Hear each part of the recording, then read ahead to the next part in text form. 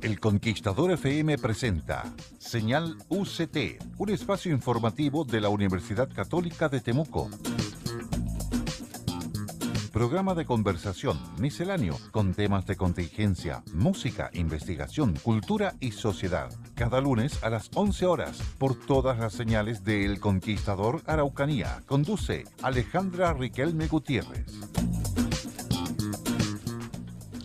Hola, ¿cómo están? Muy buenos días. Estamos dando inicio al Señal UCT de hoy, lunes 18 de julio, el programa informativo de la Universidad Católica de Temuco, por supuesto a través de El Conquistador Araucanía. Hoy vamos a conversar de un tema que nos tiene preocupados a todos, que si bien es esperable, sobre todo en nuestra zona sur, es el tema de los fenómenos climáticos. Es como este invierno ha sido más duro y cómo se ha ido extendiendo también a otros sectores de nuestro país que no siempre reciben, por ejemplo, nieve. Hemos visto el fin de semana algunas imágenes de nieve en las regiones de Chile central, la zona central, y también en el norte, donde han habido también muchísimas lluvias. Les comentamos que vamos a estar conversando con el geólogo de la Universidad Católica de Temuco, Cristian Farías, quien, si bien está orientado a investigaciones en temas de riesgo de sismo, de volcanes, también tiene opinión en relación a este tema y por supuesto nos va a estar contando porque hace poco tiempo atrás lanzó un libro de terremotos y volcanes. Y sabes que hemos estado comentando y hemos estado viendo algunos comentarios en las redes sociales que tienen que ver con, por ejemplo, con toda la nieve que ha caído. ¿Qué pasaría si pasa algo con el volcán Villarrica? Camilo Garrido, ¿qué crees tú? Hola, ¿cómo estás? Hola, Gracias por estar con nosotros. Muchas gracias. Así es que pasaría con la Casa de los Espíritus, ¿no? Que es el nombre en Mapudungún, que significa Villarrica, Casa de los Espíritus. Este cuerpo volcánico que a veces nos entrega unas sorpresas desagradables. Pero en vez de asustarnos, tenemos que estar preparados, tenemos que conocer qué es lo que tenemos tan cerca de nuestro, que es tan hermoso este paisaje, que nos entrega un paisaje único en la zona, pero que a algunos le tenemos miedo. Yo reconozco que si empieza a temblar cerca del volcán Villarrica, yo voy a... Susto. Me dan ganas de arrancar. Nico también. Sí, Nico también dice que sí. Nico, nuestro control, que está acompañándonos como todos los lunes. Y acá nuestro invitado también. Esboza una sonrisa porque yo creo que también, a pesar de toda la preparación, yo creo que igual le da un poquito de susto. ¿No es cierto? Cristian Farías, muchas gracias por estar con nosotros. Hola, ¿cómo están? ¿Cómo están? Claro, susto de que te agarre en realidad mientras baja el aluvión. Eso es como que sería el susto más grande. No, en realidad hay un asunto con los volcanes y en general con todos estos fenómenos, y es que uno no se termina de dar cuenta de cuán vulnerable se es. Muchas veces se tiene la idea de que no pasa nada, que yo puedo ver el volcán de cerca, que puedo estar tranquilo y no puede tomar como esa actitud, y hay mucha gente que toma esa actitud, pero la realidad es que a veces basta una cuestión súper chica para hacerte mucho daño. De hecho, uno lo ve en otras cosas. Por ejemplo, basta una marejada para que alguien se lleve, para que alguien caiga al mar y te lleve, y puede ser de que te mueras en el camino. O sea, algo tan simple te puede hacer mucho daño, porque en realidad somos bastante más vulnerables de lo que nosotros tendemos a pensar. Y para eso, Cristian, lo que tenemos que hacer es estar preparados, ¿no? Bueno, el fin de semana veíamos algunos reportes, intensas nevazones provocaron cortes de caminos, cortes de luz, principalmente en la zona lacustre de nuestra región de la Araucanía. Más de 3.000 personas quedaron sin suministro eléctrico. En la zona de Lonquimay, por ejemplo, la nevazón ha sido, hacía varios años que no caía tanta nieve. Y también lo comentábamos, hacia el norte de nuestro país, que en general no están acostumbrados. ¿Y cómo crees tú que nosotros debiéramos, entendiendo, y lo hemos conversado varias veces en varias entrevistas y en varias conversaciones que hemos tenido, nosotros somos un país sísmico, un país que tenemos la gracia de tener la maravilla de naturaleza, donde, por ejemplo, en nuestra región de la Araucanía, en 2 horas está en el mar, en 2 horas está en la nieve, ¿no es cierto? Pero así todo, de repente no estamos tan preparados. Claro, es que lo que pasa es que también hay que pensar que la preparación no tiene solo que ver con tu capacidad de respuesta. Y a veces es una confusión que nosotros en general tendemos a tener. Es que, no sé, estamos preparados frente a un terremoto porque, por ejemplo, no se caen los edificios, ya eso está bien. Sentimos que estamos preparados frente a un tsunami porque la gente sabe que tiene que huir a los cerros, entonces nos sentimos bien. Pero el tema va más allá, el tema va en dónde estamos construyendo. ¿qué estamos construyendo? ¿Qué tipo de actividades económicas estamos llevando a cabo en algún lugar, por ejemplo? O sea, si estamos poniendo una buena cantidad una buena parte de la producción económica de una zona en un lugar que está completamente expuesto a lo que pueda pasar en el futuro, no estamos haciendo un buen trabajo. Entonces, ahí es donde empiezan a aparecer todos estos temas. Y ahí es donde también el concepto del típico desastre natural que todo el mundo siempre te menciona, es donde ahí uno se da cuenta que el concepto está completamente errado. O sea, ahora tenemos grandes nevazones que están aislando a muchas personas ahí, y uno se empieza a preguntar, ya, pero ¿realmente el problema de la nieve o el problema más bien es cómo estamos asegurando, por ejemplo, la conectividad de esos lugares? Porque es distinto. O sea, tú te puede nevar, pero que te aísles podemos un tema estar preparados. El aislamiento, el corte de suministro eléctrico si sabemos que viene un sistema frontal con estas características que estaba anunciado y todo, debieran las autoridades, las empresas, por ejemplo, a cargo de los suministros, los mismos ciudadanos debiéramos prepararnos, pero para eso necesitamos como educación en ese sentido, ¿no? Claro, es que lo que pasa es que un punto de partida siempre va a ser como entender a qué te enfrentas. Ya. Si tú entiendes a qué cosas estás viendo por delante, puedes tomar decisiones que son acertadas. Pero cuando no lo haces, pucha, es bastante más complejo. Entonces, ahí viene el problema de que tendemos como a no querer verlo muchas veces. Y lo otro es que también esto tiene que ser un tema de todos. O sea, no es como que tú simplemente le eches la culpa a los tomadores de decisiones, que tienen obviamente un rol muy importante que jugar, pero tiene que ser de parte de los tomadores de decisiones. Tiene que existir un cambio de conciencia importante acerca de cómo nosotros nos movemos a pie, digamos, en estas zonas. Claro. Y eso son cuestiones re importantes que tenemos que trabajar, que tenemos que estar ahí súper pendientes de cuáles son esas cosas que nos pasan, porque siempre nos pasan. Ese es el punto. O sea, de hecho, ahora sabemos de que hace muchos años que no caía tanta nieve en Lonquimay, pero cuando yo era chico, esta cuestión era de siempre. ¿Sabes qué? A nosotros nos pasaba eso, lo comentábamos con mi familia, que estas lluvias de semanas completas, hacía un par de años que no las sentíamos, pero nosotros decíamos, ¿sabes qué? Después de la pandemia, sentimos como que volvieron estos inviernos eternos de niña, llegando del colegio con toda la ropa mojada, los zapatos mojados, porque te venías por la poza y todo, pero que llovía semanas enteras. Y tú comillas, no parabas tu actividad, no dejabas de ir al colegio, no se inundaban tanto las calles. Estábamos un poco más preparados, o a lo mejor fuimos con el tiempo perdiendo esa preparación, o a lo mejor es un poco lo que tú dices. Fuimos construyendo lugares donde no se podía hacer, fuimos desviando, por ejemplo, no sé, el cauce de los ríos, fuimos interfiriendo en la costa, por ejemplo, y fuimos ganando un espacio que no es nuestro, que es de la naturaleza. ¿Es un poco eso? Es un poco eso, porque al final hemos ido también tomándonos lugares que no nos corresponden. Y eso es algo que lo vamos haciendo cada vez más. Eso no va a la baja. No es como que ahora tengamos una conciencia de que hay ciertos lugares que tenemos que respetar. De hecho, no lo estamos haciendo. Lo vemos con cómo los ríos se van saliendo, lo vemos, por ejemplo, en la zona norte, en la región de Atacama, en la región de Coquimbo, que ahora se activaron un montón de quebradas que antes no estaban ahí, secas. Claro. Y claro, ¿qué pasa entre medio? Que muchas personas tienden a decir, ya, pero sí que está seco, está plano, voy a construir algo acá. Y a la primera, bueno, tienes un aluvión y tienes un problema muy grande. Claro. Y eso es porque no lo estamos haciendo bien. Tienen lugares como Puerto Varas, por ejemplo, que como muchos santiaguinos se arrancó a Puerto Varas después de en medio de la pandemia. Sí. En definitiva, Puerto Varas hoy es una ciudad que está colapsada en muchos niveles. Entonces, en el momento donde le toquen otro tipo de amenazas, va a tener problemas muy grandes. Y ahí es donde pronto nosotros podemos tener esta conversación de, ¿te acuerdas cómo era el sur cuando yo era chico, que estos vientos gigantes, estos temporales? Pero también al mismo tiempo Temuco era harto más chico, uno vivía en otros lugares que tú sabías que no les pasaba nada.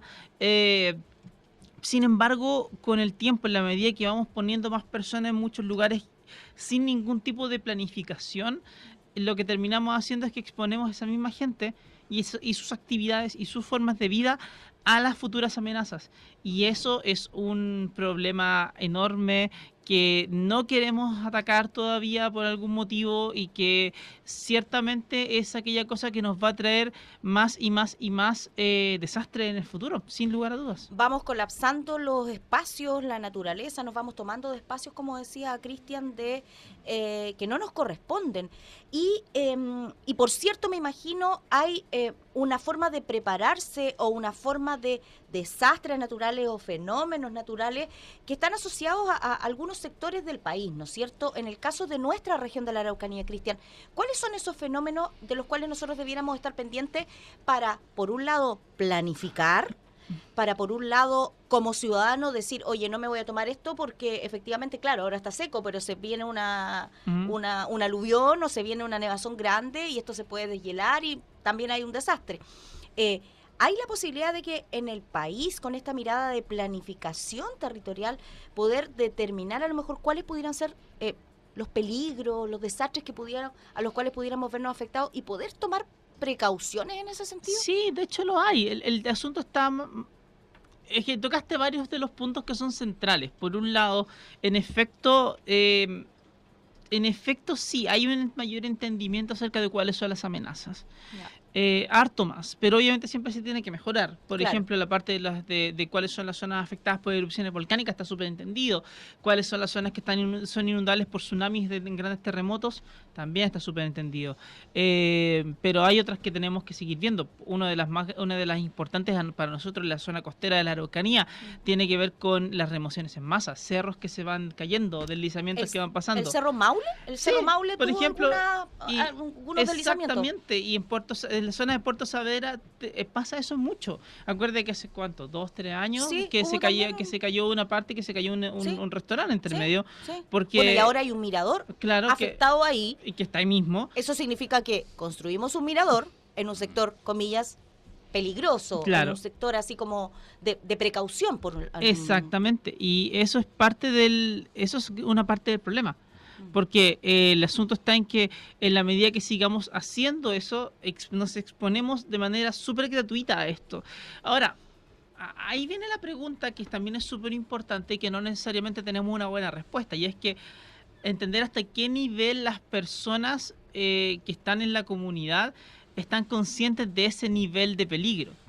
O sea, si tú vas y hablas con alguien en Melipeuco que se ha criado toda la vida con el volcán Yaima al lado, esa persona entiende que hace el volcán y lo llama su volcán, pero cuando llega alguien en los últimos 15 años, no necesariamente eso va a ser cierto. Y ahí es donde empiezan a aparecer entonces las malas tomas de decisiones que muchas veces vienen de personas que lamentablemente no alcanzan a tener la conciencia de a qué cosas se enfrentan. Y ahí empieza viene lo que tú decías, entender que existen remociones en masa en distintos cerros. Acá es normal que eso ocurra, que hay ríos que se salen y que se inundan. Mal que mal, si uno va de Nueva Imperial hacia Carahue, hay vegas que todas las personas antiguas del campo te dicen, aquí esto se inunda en invierno porque era lo normal. La pregunta, era parte del cauce normal del río. La pregunta es por qué ahora se nos ocurre construir canelones ahí. Pero eso es lo que está pasando en los últimos 10 años. Cristian, ¿qué crees tú? Este desconocimiento que es esto, o falta de preparación o falta de información, ¿es algo solo de los chilenos? ¿Es algo que también ocurre en otras partes? Porque evidentemente Chile no es el único país con volcanes en su geografía. ¿Qué opinas tú acerca de si esta... No es solo chileno, eso pasa en muchos lados del mundo. Yeah. Y es que, a ver, por un lado está la búsqueda de tener por un lado está la búsqueda de poder transmitir información a mucha gente y que en efecto mucha gente quiere conocerla y que no la tiene. Pero otra parte que es súper importante en esta historia es el desarrollo económico de un lugar. La gente, cualquier persona necesita subsistir y necesitas tener dinero dando vueltas para que eso ocurra. El problema está en que muchas veces cuando empiezas a hablar acerca de qué tipo de precauciones que tienes que tomar, de qué planificación territorial vas a llevar a cabo, de cuáles son las restricciones que vas a tener que imponer respecto a ciertas actividades, implica a la larga que te estás metiendo con una forma de ganar plata. Y eso significa de que tienes que revisar la forma en que estás ganando plata.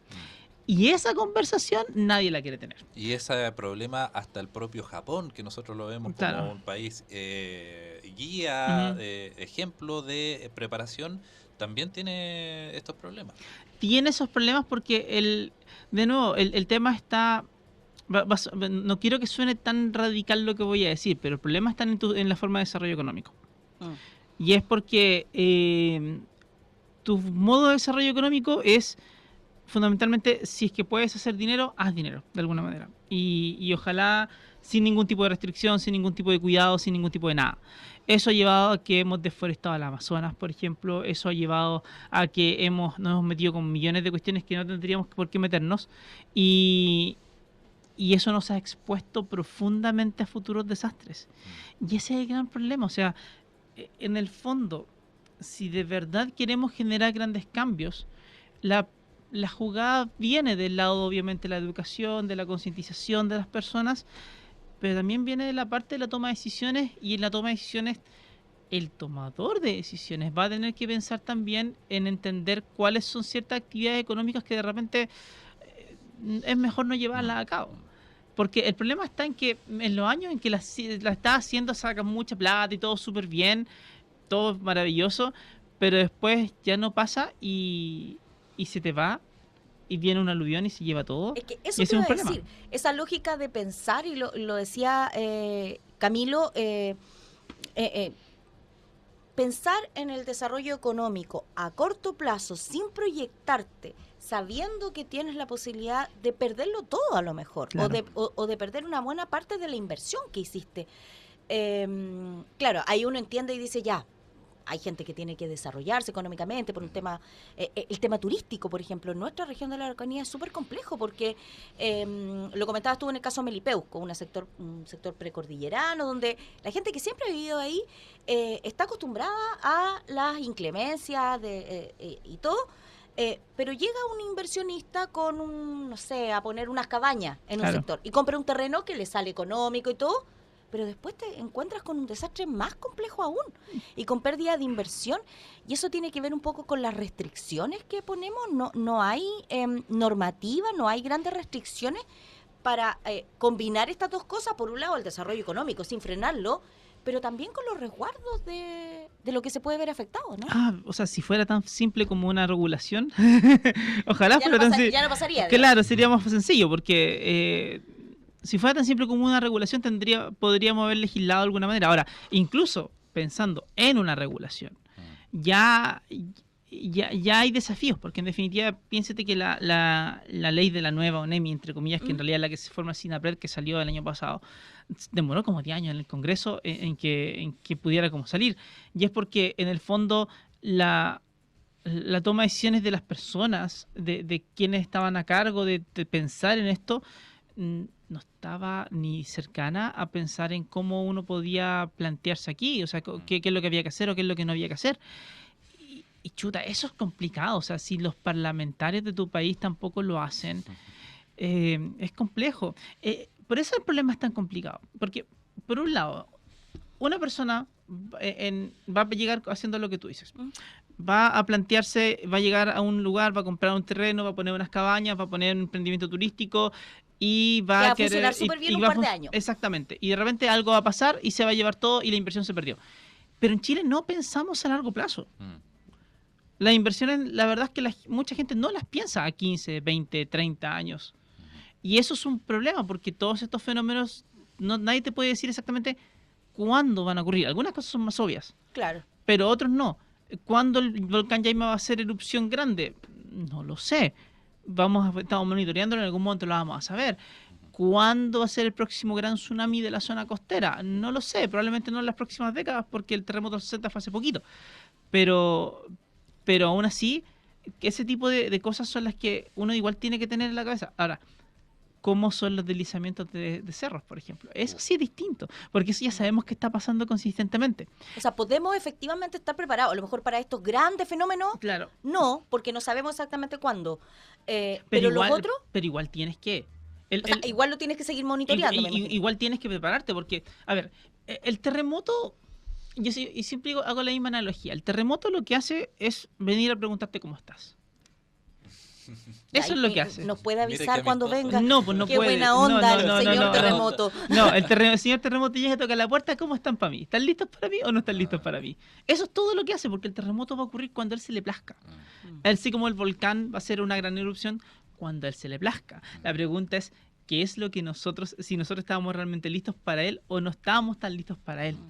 Sí, ese es un problema. Ahí también uno tiene una duda, porque una cosa es predecir, eso es prácticamente imposible predecir. Sí, y honestamente tampoco sirve para nada. Así es, pero sí se puede reconocer ciclos. Y Marcelo Lagos hace poco estuvo hablando de que se viene un hilo de o cadena o cordón de terremoto, no recuerdo exactamente, porque se están cumpliendo fechas de ciclos pasados de terremotos. ¿Qué puedes decir tú acerca de esta periodicidad de los terremotos y qué tan cercano se puede prever? Honestamente, tengo una aversión contra la palabra periodicidad cuando se trata de los terremotos, porque la estadística te muestra que no es periódico. A ver, esto es una cuestión súper importante y qué bueno que la conversemos acá. Cuando yo digo que algo ocurre, por ejemplo, cada 20 años, entonces una persona se va a quedar con el titular y me va a creer que algo ocurre cada 20 años. O sea, el año 19 no vamos a empezar a preocupar. Claro. Y, por tanto, y si no ocurre al 20, sino que ocurre al 30, voy a quedar absolutamente desacreditado porque yo dije al 20. Claro, el problema con los terremotos es que eso pasa. Que no es que sean completamente periódicos, es que hay... Si tú ves para atrás, hay en efecto repeticiones de fenómenos que son muy parecidos entre sí, pero el tiempo en el cual ocurren no es exacto. Entonces, por ejemplo, uno dice, ya, el periodo de retorno podría ser como 80 años para un terremoto grande. Dale, pero eso significa que a veces ocurre cada 50, después se demoró 110, después se demoró 80, y chuta, 30 años, 40 años en la vida de alguien, pesan harto. Sí, pesan mucho en nuestra vida, entonces resulta ser de que con eso nos quedamos con la idea de que no, pues esto no debería ser así, que deberíamos tenemos ventanas más grandes y que no pasan. Con los aluviones pasa, muchas veces a varios ingenieros dicen, no, si el periodo de retorno de este río son 100 años, que la inundación grande es cada 100 años. Y pasó la última inundación grande fue hace 20 años, así que estamos listos para los siguientes 80. No, mentira, pasa en 5 años más y en el largo plazo el promedio te da igual. Claro. Pero aún así, sí hay algo muy cierto, y es que en efecto uno lo que puede hacer con los grandes terremotos es que puedes ir viendo exactamente cuáles son las zonas que están más bloqueadas y cuáles son las zonas que no están tan bloqueadas, como para entender cuáles son los distintos, ¿cómo decirlo? Cuáles son los distintos escenarios de amenaza que tienes, cuáles son los terremotos que se están incubando y dónde se están incubando, eso lo podemos ver. Y ahí aparece que en el norte, en el sur del Perú y el norte de Chile no hay un gran terremoto hasta hace más de 140 años, y por lo tanto ahí es donde podemos esperar alguno de estos, que desde el sur de Iquique hasta Antofagasta tampoco ocurre un terremoto hace harto rato, y hay otro que podríamos esperar, en Atacama hay otro que podríamos esperar, y claro, como han pasado 100 años, 150 años, como que podría darse que de pronto ocurre uno, a los 10 años ocurre otro, y a los 5 años después ocurre otro, claro. Porque son zonas que ya están bastante listas para incubarte algo. Eso es un poco lo que pasa, y eso es parte de lo que hay que estar atentos, sobre todo en el norte de Chile, donde sí esto es un tema. Es un tema. Temazo. Es un tema lo que estamos conversando con Cristian Farías, geólogo de la Universidad Católica de Temuco. Yo sé que le voy a hacer una pregunta que como académico, como investigador serio, me va a mirar y me va a decir, pero Alejandra, por favor. Y la vamos a dejar planteadita para el segundo bloque. ¿Te parece, Nicolás? ¿Sabes por qué? Porque un poco basándonos en lo que tú planteas, que en el norte se espera que haya, por este tema de la acumulación. Hace un par de semanas hubo un hallazgo allá. ¿Ve? Si me puso esa cara que yo sabía que me iba a poner. Cara de vergüenza. Cara de vergüenza la señorita periodista, porque me pregunta esto. Pero ¿sabes qué? Yo creo que es parte de la responsabilidad que tenemos como medio de comunicación de saber si efectivamente este pez enorme que encontraron en el norte ¿tiene algo que ver con esto que se está incubando? Mira cómo se ríe. Se ríe nuestro entrevistado. Parece que no. Pero vamos a conversar sobre ese tema de vuelta de la pausa. Estamos en Señal UCT por El Conquistador Araucanía. Vamos a una pequeña pausa y estamos de regreso conversando acá con nuestro entrevistado.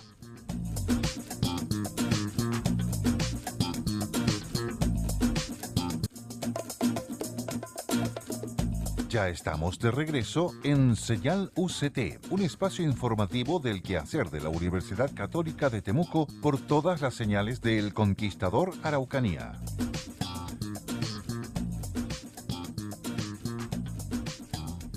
Estamos de regreso en Señal UCT, como decía nuestro gran amigo Luis Muñoz, por todas las señales de El Conquistador Araucanía y por todas las señales también de la Universidad Católica de Temuco, ¿no es así, Camilo? Por supuesto, porque estamos presentes en las redes sociales. Nos pueden encontrar en Facebook y YouTube con Canal UC Temuco. Nos pueden encontrar en Twitter con UC-Temuco y nos pueden encontrar en Instagram y ahora también en TikTok en @UC Temuco. Y tenemos aquí a un gran usuario de Twitter también, don Cristian Farías. ¿Cuántos seguidores tiene en su cuenta, don Cristian?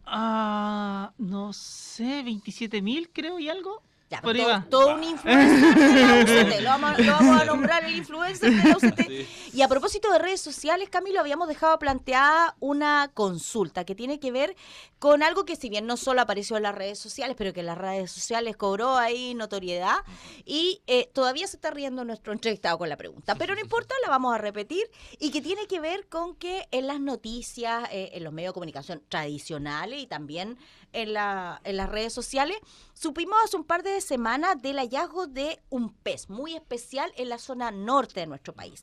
Y un pez que supuestamente estaría anunciando la llegada del gran sismo que se espera para el norte y del cual nuestro entrevistado estaba conversando. Entonces, ¿hay ahí algo que ver? ¿Qué dice don Cristian Farías, geólogo de la Universidad Católica de Temuco? Tengo la respuesta corta y la respuesta larga. ¿Por cuál me voy? Tenemos media hora todavía para el bloque, así que no hay problema. Ya, vamos por la larga. Seguramente lo que pasó fue que en algún lugar de Japón alguien vio alguna vez a este pez llegar a la superficie y al rato vino, al día quizás o al poco tiempo vino un terremoto con un gran tsunami, porque en Japón, al igual que nosotros, esas cosas les pasan. Y se quedó con la idea de que esto iba a ser así. Pero es tan nada como la idea de que, a ver, ¿se acuerdan de que cuando ganamos la Copa América del 2015 hubo un fenómeno bien interesante antes? No, ni siquiera. Vidal chocó un Ferrari. Ya. Nos acordamos de que Vidal chocó, todos nos acordamos de que fue un momento clave. Estoy bien, mi familia está bien, estamos todos bien. Sí, no fue culpa mía, nos acordamos de eso. Eso sí. Ya. Pensar de que el PRM hace toda esta cuestión es el equivalente a pensar que cada vez que Vidal choca un Ferrari ganamos la Copa América. Ok, muchas gracias. ¿Nicolás lo entendió clarito? Señora, señor, ya sabe entonces, el pez remo, nada no que ver. Nada. ¿No? Ahora, de hecho, lo que ocurre con ese pez, según la gente que sí conoce este pez, es que aparentemente sube al mar, sube a la superficie cuando ya está por morir. Y eso es. Así que más que hacer un ceviche de pez remo no hay mucho más que pensar. Entonces, de hecho, no sé, por el 2018 lo encontraron en el Perú y era como, oye, se viene un terremoto y no pasó absolutamente nada. Porque en definitiva aquí es la típica cosa de que por un lado la correlación no es lo mismo que causalidad. Es decir, que dos cosas que ocurran no necesariamente significa que algo de verdad va a ocurrir. Y por otro lado está el hecho que aquí ni siquiera tiene una correlación. De alguna forma reparecido también a este típico mito de que cuando hace mucho calor va a temblar y que va a temblar muy fuerte. Claro. También ese mito clásico y suena en todos lados. Pero claro, eso lo votamos con decir que el terremoto más grande de todos, el de 1960, ocurrió el 22 de mayo. No es particularmente un día caluroso. Claro, menos en el sur, digamos. Menos en el sur de Chile. Que el terremoto de 1906 de Valparaíso, que terminó desencadenando un incendio grande en Valparaíso, ocurrió en agosto, entonces tampoco te genera algo. Claro. El terremoto más grande de la zona central es el de 1730, que es un terremoto parecido al del 1960, lo grande, o sea, gigante, y esa cuestión ocurrió el 8 de julio. Entonces tampoco te caen en un día... ¿Y cómo se van generando, Cristian, estos mitos de los cuales tú hablas un poco? ¿Es la experiencia? O sea, pasó, yo tenía mucho calor. Claro, es que seguramente tiene mucho que ver con cómo manejamos los traumas. Un terremoto, a ver, cuando tienes un desastre, cuando ocurre, no solo cuando ocurre el terremoto, sino que cuando hay daños asociados a todo lo que ocurre, inevitablemente tienes un trauma. Y el trauma es colectivo. Es decir, a tus vecinos se le murió gente, a tus vecinos se le cayó la casa, a ti también, etc. Y el terremoto de Chillán, que es el terremoto que más muertes tiene asociadas en Chile. El más grande. Ni siquiera fue el más grande, si el terremoto de Chillán tiene magnitud 7.8, es chico. Pero fue un terremoto de los que se llaman intraplaca, que generan vibraciones del suelo en frecuencias muy altas. ¿Cuál es el problema con eso? Que hacen que las construcciones bajas, de no mucha altura, entren en resonancia y se caigan. Entonces el problema está en que mucha de la construcción de Chillán siendo una ciudad tan colonial y todo el tema, no estaba en condiciones en 1939 y termina cayéndose. Claro, el problema es que esto ocurre en enero de 1939, si mal no recuerdo, o en febrero, pero verano de 1939. Y si alguien ha estado en Chillán en el verano, uno sabe que Chillán en el verano es un horno. Entonces el problema de estar en ese horno de Chillán es que alguien se empieza a preguntar, ¿cómo era el día en que ocurrió esto? Caluroso, porque obviamente es muy caluroso Chillán en el verano. Entonces te empieza a hallar como con la idea de eso. O es lo mismo que pasa con la gente que tiene el trauma del terremoto 1985 de San Antonio, ahí en la costa de la región de Valparaíso. Todos se acuerdan de lo que tembló por semanas antes, como por una semana antes del gran terremoto. Entonces como que todos ahora la idea, empieza a temblar y como que se está preparando. Claro, y como ya se viene, porque esto yo ya lo viví. Entonces como te queda con ese trauma, empiezas a pensar de que todos los traumas parecidos funcionan igual. Y no funcionan igual, pero sí es una respuesta, yo encuentro que igual es bien lógica. Es como tratar de acordarse. Y de hecho, lo que nos va a pasar a nosotros, y que ya nos está pasando, es que nos van a preguntar en 30 años más qué estábamos haciendo para el 27 de febrero del 2010 y todos nos vamos a acordar qué estábamos haciendo. Cristian, otra cosa que entrega la experiencia es cómo es formas de protegernos.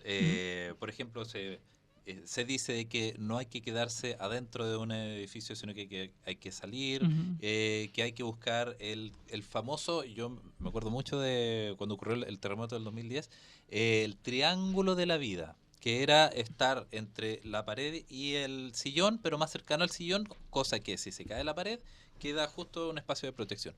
¿Qué puedes decir tú acerca de esas experiencias en materia de seguridad, si todavía funcionan, si son efectivas? ¿Qué puedes decir? A ver, en general pasa con nuestros edificios que en general no se caen. Eso ya partimos de eso. O sea, la norma de construcción sismo-resistente chilena tiene por objetivo que los edificios no se caigan. Ahora, si tú estás arriba de un edificio de 20 pisos y estás, no sé, en el piso 15, por ejemplo. A ver, una cuestión es compleja aceptarlo, pero si el edificio se llega a caer porque está mal construido, no hay nada que tú puedas hacer al respecto. Okay. O sea, no hay forma de que tú bajes 15 pisos en 1 minuto y medio o 2 minutos, aparte que te vaya a caer en la escalera. En la mitad de la escalera. Claro. Pero si se te llega a caer el edificio, no hay nada que puedas hacer, se te cayó el edificio. ¿Hay algo que se puede hacer antes? ¿Verificar de alguna manera antes de que eso ocurra? Eso es importante porque ahí viene nuestro juego de confianzas dentro de la sociedad. Si tenemos una norma de construcción sismo resistente, obviamente tienes que fiscalizar que esto se haga así. Pero por otro lado también, cuando una persona vive en un lugar, también hay un acto de confianza. Y ese acto de confianza tiene que ver con contar con que ese edificio no se va a caer. Ahora, eso nos deja a que una vez que estamos dentro del edificio o que estamos dentro de una casa, cuando nos enfrentemos a un terremoto, lo fundamental es que no se te caiga nada encima. Porque basta con que alguno de esos jarrones que tenía arriba te caiga en la cabeza como para que tengamos un problema. Claro. Entonces, necesitamos que las cosas no se caigan. Y, por ejemplo, es bueno que puedas abrir alguna puerta como más que nada para que no se te quedes encerrado. Porque yo no te diría que si estás arriba de un edificio de departamentos, en un 5.º piso, en un 4.º piso, te diría arranca afuera, porque no tiene sentido, te vas a caer en la escalera. Claro. Es muy probable que te caiga de la escalera y ahí sí que te ves en problemas. Basta con que caigas mal, te rompes el cuello y se acabó. Entonces, además que te vas a encontrar con toda la gente que viene bajando los pisos. Claro, entonces si vives en el sur como nos gusta vivir a nosotros y tienes un patio, ahí sí, claro, sal al patio, quédate fuera en un lugar donde sabes que no te va a caer nada encima y te quedas esperando que esto pase.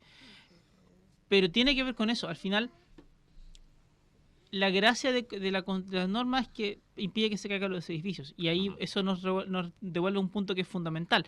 El terremoto no mata gente, son los edificios los que matan gente. Sí. Y en ese sentido, Cristian, colocarse es el clásico de colocarse bajo el alféizar de la puerta. El alero de la puerta. Claro, te sirve, pero no es tanto porque no se te vaya a caer un muro. De nuevo, insisto, si se te llega a caer un muro, igual ya está ahí medio complicado. Sino más bien por el hecho de que ahí no te va a caer nada encima. Claro. Claro. Y lo que tú quieres es eso, o sea, o alejarte de los grandes vidrios porque ves reventar un vidrio y te sale todo te salta todo encima también. Ese tipo de cosas son las que tenés que siempre ir verificando que puedas hacer. Pero al final también hay un tema de la respuesta misma, de cómo te lo vas a tomar. Porque arrancar en un edificio y bajar una escalera, que es lo que mucha gente va a hacer, como tú dices, tampoco es la solución. No te va a servir de nada. Lo que hay que hacer es, como lo dicen siempre los expertos, mantener la calma mientras pasa el sismo, en este caso, claro. Que he aprendido que los sismos son de diferente intensidad, ¿no es cierto? Y que van marcando. Cuando el sismo se detiene, usted... idealmente, si están en un periodo en esta semana en que empieza a temblar, uno tiene la ropita ahí como justa, ¿no es cierto? Sí. Pero cuando pasa eso, como entre comillas, se nos olvida un poco y después tenemos que volver. Un poco es lo que tú planteas en un libro que publicaste y que tiene que ver con terremotos y volcanes. Un poco es como... ¿Cómo en Chile estamos preparados? Hay toda una descripción más bien científica de la mirada como investigador y como científico que Cristian tiene, pero además también nos sirve para tener esta mirada y para hacer conciencia. Para hacer conciencia que vivimos en un país sísmico, que vivimos en un país que tiene unas maravillas de la naturaleza preciosa, pero que tenemos que aprender a vivir con ellas, ¿no? Exacto. De hecho, el libro se llama Volcanes y Terremotos, todavía quedan varios ejemplares en todas las librerías de Chile. La llevo bien todavía, así que es bueno que queden, porque la verdad es que no sé cuántos quedan todavía, pero entiendo que la llevo bastante bien. El tema es que el libro trata de contar historias sobre nuestros terremotos y sobre nuestras erupciones de la manera más divertida posible. La intención es que si tú puedes hacer reír a alguien o puedes emocionalmente afectar a una persona a través de algo, entonces tengo muchas más posibilidades de que esa persona realmente comprenda que se enfrenta que si solamente lo doy información. Y es porque en realidad en nuestra vida nosotros realmente terminamos como muchas veces involucrándonos en cosas no tanto por el lado racional, sino más bien por el lado de las emociones. Como que uno termina asociando de que, oye, sí me voy a tomar en serio el terremoto porque algo le pasó a alguien y eso me afecta. O voy a tratar de entender el volcán porque algo hace ahí y eso puede ser importante y como que le doy un interés porque emocional, claro, un sentido más emocional. Exacto, porque hay un sentido propio. Te sentís más identificado a lo mejor. Tal cual, tengo un volcán favorito, entonces tengo que entender qué le pasa, no sé. Vamos a preguntar los volcanes favoritos antes de irnos, ¿ah? Hay de eso, hay mucho de eso. Pero el asunto está en que cuando normalmente le preguntan a cualquier académico, oye, cuéntanos, ¿qué es lo que tenemos que hacer? O sea, ¿cuáles son las zonas de afectación? Bueno, un académico va a hacer lo que un académico tiene que hacer y normalmente eso es mostrar los resultados de algo de la manera más precisa posible porque queremos ser precisos en la información que entregamos, pero el problema es que cuando somos excesivamente precisos terminamos muchas veces siendo excesivamente aburridos. Y eso significa como un poco lejanos, a lo mejor le cuesta a la gente como entender. El lenguaje técnico. Pero el lenguaje como técnico. Pero piénsate que, por ejemplo, todos aquí en esta mesa tenemos alguna cosa a la cual no le vamos a dar más de 10 segundos de nuestra vida. Lo que sea. Y que si alguien viene como a enseñarte la importancia de eso, no quiero aprender de esto. Si ya me da lata, no quiero, no tengo interés. Ya no me gusta nomás. Ya no me gusta y no hay forma de que te entre de alguna forma. Y claro, entonces, ¿qué tienes que hacer? Primero, es importante que uno tenga como la visión de poder transmitir algo de una manera interesante, entretenida, para que una persona en esos 15 segundos que te va a dar tenga como engancharte con como lo que logres captarlo. Claro, necesitáis hacer eso. Porque al final, está bien, uno dice, sí, Chile es un país sísmico, Chile es un país con muchos volcanes, todo lo demás, este debería ser un país que debería saber de estas cosas, todos deberíamos hablar saber de esto, todos deberíamos tener interés en esto. No, mentira, no lo tenemos. Al final del día hablamos, cada uno responde a los intereses propios, nomás y listo. Entonces, ahí es donde lo que uno puede decir tiene que tener esa pasada como emocional de alguna forma. Claro, porque además, cumpliendo con lo que estábamos hablando recién, efectivamente tal vez la gente no tiene mucho interés, pero cuando sale noticias de un pez gigante que sale, ahí ya tiene todo el interés. Claro, pero es, por ejemplo, no sé, pues si yo me dijera, no, es que lo que pasa es que el pez remo lo han visto en Japón no sé cuántas veces y no tiene ningún sentido. Pero a mí me interesa saber si va a haber o no va a haber terremoto. Y entonces mejor digo, no. No, y te explico por qué no. Y tiro algún chiste entre medio, no sé, por último para que nos riamos. O sea, que el hombre del control se rió con el chiste de Vidal. Y con eso yo siento que ya cumplí con parte y apuesto que no se nos va a olvidar nunca, ¿no? Vamos a hacer esa comparación. Y esa es un poco la forma en que Cristian ha tenido de acercar la ciencia a través de las redes sociales. Y lo molestamos un poco así como de su influencia en las redes sociales. Pero es verdad, yo me acuerdo, yo debo confesar, soy muy futbolera. Entonces, Cristian hace un tiempo atrás nos contó un poco la historia de los volcanes, ¿no es cierto? Sí, verdad. Y hizo un símil con los equipos de fútbol. Entonces fue así como que, mira, este equipo de fútbol es así, y fue describiendo como a las barras, por ejemplo, de los equipos. Entonces, y la gente lo comentó muchísimo, y lo mismo cuando lo asoció con los gatitos, ¿no es cierto? Los gatitos. Y ahí yo descubrí que había un volcán que se llamaba Tupungato y otro que era un Tupungatito. Y yo decía, ¿tendrá carita de gato? Pero no es cierto, no tiene carita de gato el volcán ese. No tiene carita de gato. De hecho, ahí es lo divertido, porque yo también me acuerdo cuando yo era chico y te aprendes, y de pronto, no sé, aprendes que ahí existen los volcanes en algún lado. Existe el Yaima, existe el Villarrica, y de pronto aparece un Tupungato y un Tupungatito, porque porque a los santiaguinos les gusta decir esto, que tienen sus volcanes aunque no tengan volcanes, pero no importa. Resulta que el Tupungato es el volcán más cercano a Santiago y el Tupungatito es el volcán más activo cercano a Santiago. Entonces ocurre que ahí uno dice Tupungatito, porque a alguien se le ocurre ponerle Tupungatito a un volcán. Y resulta que no me enteré hace tanto tiempo de la razón, pues, y la razón es bien divertida, porque Tupungato, Tupungato lo que significa realmente es como mirador de estrellas. Y es súper lindo porque Tupungato en efecto está a más de 5.000 metros sobre el nivel del mar. Entonces uno se imagina que si llegáis a la cima del Tupungato, las estrellas van a estar encima. Ahí. Entonces es un mirador de estrellas, es hermosa la idea. Y luego, como el Tupungatito es como un pequeño cono que está como al lado, que le sale del mismo volcán, uno dice, bueno, este se llama Tupungatito porque es más chico. Y uno dice, bueno, Tupungatito como de gatitos, y quedáis como dando vueltas la idea de que estos son gatitos. Y es como que ahí de alguna forma u otra se termina perdiendo el foco de algo que era... Que es tan técnico, que es tan científico, no, tan o de algo que es tan hermosamente poético, que sea mirador de estrellas. El mirador de estrellas. Claro, a que lo pasé un gatito chico que gatito. está ahí. Pero de alguna forma te acerca, y Cristian, lo hemos comentado muchas veces, utiliza sus redes sociales para educar en este tema, un poco siguiendo la misma lógica que tú decías, esta cosa, y que lo podemos ver en su libro de Terremotos y Volcanes, que es como mantenerte capturado desde lo emocional, ¿no es cierto? Y de poder hacer este símil, que yo comentaba, me pasó a mí con el tema futbolero, pero hacer este símil de bajar un poco, hacer este concepto, esta interpretación que tiene que ver como con un concepto bastante más técnico, pero que es la divulgación científica, ¿no es cierto? Claro.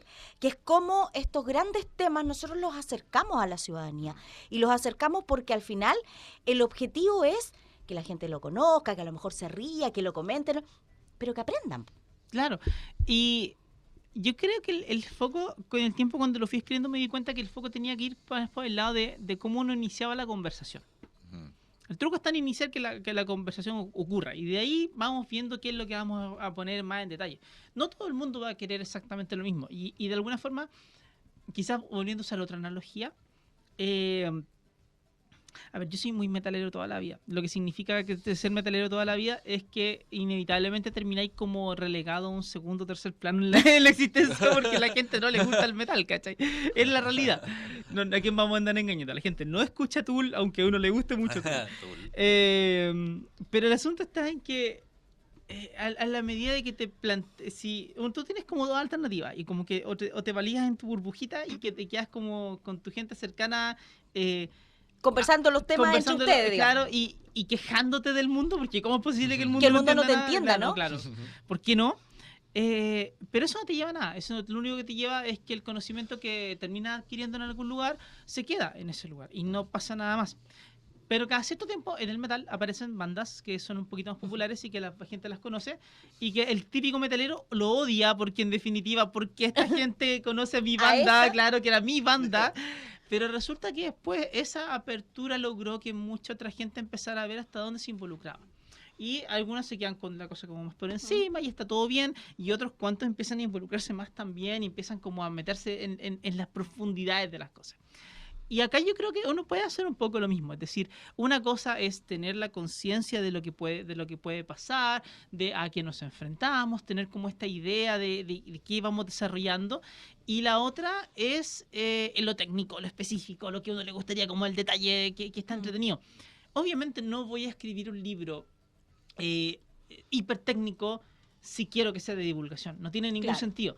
Pero sí me viene bien hacer ese libro que te gatille esta conversación, que llame la atención de muchas personas, porque eso permite la segunda parte de la historia, que es cuando uno empieza a decir, ya, bueno, ahora que ya tenemos una conciencia, empecemos a ver qué es lo que nosotros vamos a hacer al respecto. Y esas discusiones, lo lindo que tienen, es que son discusiones que se tienen que dar con grandes grupos de personas en muchos lugares distintos. Entonces, si es que no echamos a andar la pelota de alguna forma, en ese sentido, nos vamos a quedar siempre mal parados. Y a mí me gusta pensar de que al menos de lo que he podido conseguir un poquito con el libro es que a varias personas ya he podido como llevarlas a ese tipo de conversación, y eso para mí es súper valioso.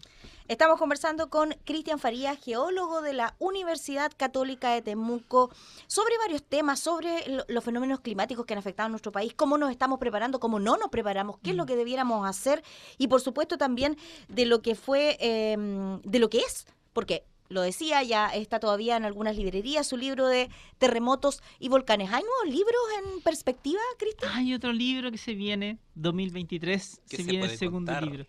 Poco. No, a ver, el libro va a ser sobre desastres. En el sentido de que hay que echar una revisada a desastres de este lado, ya más pensando en no solo el fenómeno natural, sino qué fue lo que se desencadenó y un poquito analizarse un poquito más en detalle.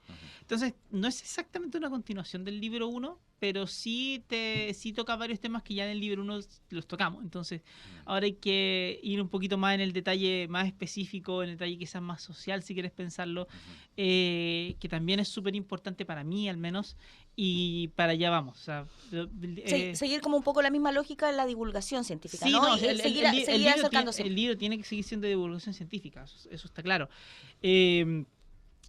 Pero creo que va a ser como más interesante este lado como de el enfoque que se le puede dar para hacer esta segunda parte de la conversación. O sea, ya tenemos la primera... ¿Qué hacemos? Claro. ¿Qué hacemos? Ya nos emocionamos. Claro, ahora, ¿cómo nos preparamos? Claro, ¿cómo trabajamos un poquito? Yo creo que esa es como la continuación que tiene que ser. Ya estaría para el 2023, así que esperemos que... Y mientras tanto, terremotos y volcanes, ¿dónde lo podemos encontrar? Volcanes y terremotos, el libro lo podemos encontrar en librerías de todo Chile. Acá en Temuco debería estar en la Mira Libros del Centro, y en la Antártica y en el mall en particular. Sorry por la publicidad. Pero también está en librerías en todo el resto del país. Si quieren lo pueden encontrar por Busca Libre, que se los mandan para todo Chile también. Mira Libros también. Mira Libros, sí. Sí, en Mira Libros, de hecho, no sé si les quedarán o no, pero yo dejé unas cuantas copias firmadas por ahí. Pero no sé si es que les quedarán todavía. Porque igual se ha vendido. Eso es a ver, una cosa que a mí me ha impresionado mucho es que el libro se venda. Porque en efecto, a ver, yo soy científico. Primero soy científico, como que mi vida ha sido ser científico. Entonces, que de pronto haya conseguido escribir algo que no sé, le llega a miles de personas, resulta súper valioso para mí, y resulta súper interesante que eso ocurra, porque no es algo que uno como que diga, no, si esto lo va a generar. Y por tanto que creo que el libro ya vendió como más de 2.000 ejemplares, va por esa línea. Wow. Entonces no está mal, no. O sea, es un buen número, y por eso mismo como que resulta ser súper bonito para mí que eso ocurra. Bonito es entonces poder compartir la ciencia, la investigación a través de un lenguaje más cercano, en este concepto de divulgación científica, ¿no es cierto? Vamos a tratar de buscar uno de esos y le vamos a pedir que lo firme y lo vamos a regalar, ¿les parece? Por ahí vamos. Lo vamos a regalar aquí. La idea es que sigamos hablando de volcanes y terremotos. El libro de Cristian Farías, el geólogo de la Universidad Católica de Temuco, que estuvo invitado hoy. Y un rockero empedernido decía, ¿no? Ah, sí, porque en sus redes sociales vimos que estaba tocando la batería. Sí, tal cual. Sí, pues estaba relajándose. Hay que decir que la Universidad Católica de Temuco inició hoy un receso de sus actividades académicas y administrativas. Nosotros estamos aquí regalándole nuestra mañana a la universidad. Y queremos agradecerle a Cristian por eso y también invitarlo a que, como lo conversamos antes de que iniciara el programa, hagamos todo eso que no podemos hacer durante la semana, ¿no? Tocar batería, picar leña, salir a pasear. Alguna cosa así, hay que hacerlo. Algo así hay que hacer, ¿no es cierto? Oye, y antes de irnos, yo decía, vamos a tener una pregunta porque tenemos una invitada especial también acá y queremos saber la opinión experta de nuestra amiga Julieta, que está por aquí, ¿no es cierto? Y queremos saber, Julieta, ¿cuál es tu volcán favorito y por qué te gusta tanto? Dale. Bájale un poquito el micrófono para que dale, ahí, antes Julieta. que nos vayamos, Julieta, cuéntanos. Es un poquito más chica que el invitado. Sí. Claro, pero tiene la misma experiencia, o va hacia allá. Sí. ¿Cuál es tu volcán favorito, Julieta? El Topongatito. ¿El Topongatito? Y el Yaima. El Yaima, ¿no es cierto? ¿Y vas a ir a visitarlo? No sé. No lo sabes. Vamos a ver cómo lo hacemos. No vamos a ver si podemos. Hay que tener cuidado, si es que lo quieren ir a visitar. Queremos agradecerles a todos por habernos acompañado hoy en un nuevo Señal UCT, Camilo. Así es. No sin antes decir, bueno, tal como dijo Alejandra, esta semana es de receso y a la siguiente vamos a tener ya un concierto dentro de la temporada de conciertos que si bien en un inicio fue difundido con artistas nacionales e internacionales, también están los viernes de conciertos que incluye a artistas de la zona, de la región. Y para este viernes 29 tenemos a la banda Inche, que viene de la palabra del mapudungún que significa yo soy. Ellos son de la ciudad de Temuco e iniciaron su trabajo musical en marzo del 2018. ¿Con qué objetivo? Promover la cultura mapuche por medio del liderazgo femenino, porque la cantante, la líder, es una mujer que fusiona los sonidos mapuches con el rock. Muy bien. Rescatando en las letras espacios de la cosmovisión, el rol de la mujer mapuche, la memoria histórica. Así que ahí estaremos atentos el viernes 29, escuchando a Paola Linconado, la cantante, la líder de esta banda Inche. Parte de la temporada de conciertos, los viernes de concierto con artistas regionales en el aula magna de la Universidad Católica de Temuco. Por supuesto, en forma gratuita, el espacio abierto a la comunidad. Cristian, te queremos agradecer por haber compartido hoy día con nosotros, desearte que tenga un buen descanso y volver con toda la fuerza renovadas el segundo semestre. Muchas gracias a ustedes por invitarme, muchas gracias a la Juli por acompañarnos hoy día también. Por supuesto. Así que, cuando ustedes quieran, yo estoy acá, así que estamos ahí viendo. Vemos lo del libro firmado y todo eso. Sí, vamos a ver lo del libro, ya comprometido ahí. Eso. Nico, muchas gracias por estar como siempre con nosotros. Camilo, nos encontramos el próximo lunes. Nos encontramos el próximo lunes. En un nuevo Señal UCT. Que chao, descansen. que estén bien. Chao.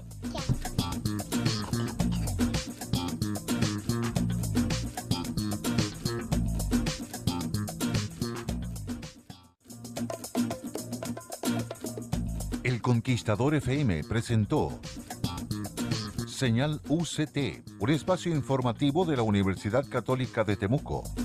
Programa de conversación misceláneo con temas de contingencia, música, investigación, cultura y sociedad. Cada lunes a las 11 horas por todas las señales de El Conquistador Araucanía, con la conducción de Alejandra Riquelme Gutiérrez.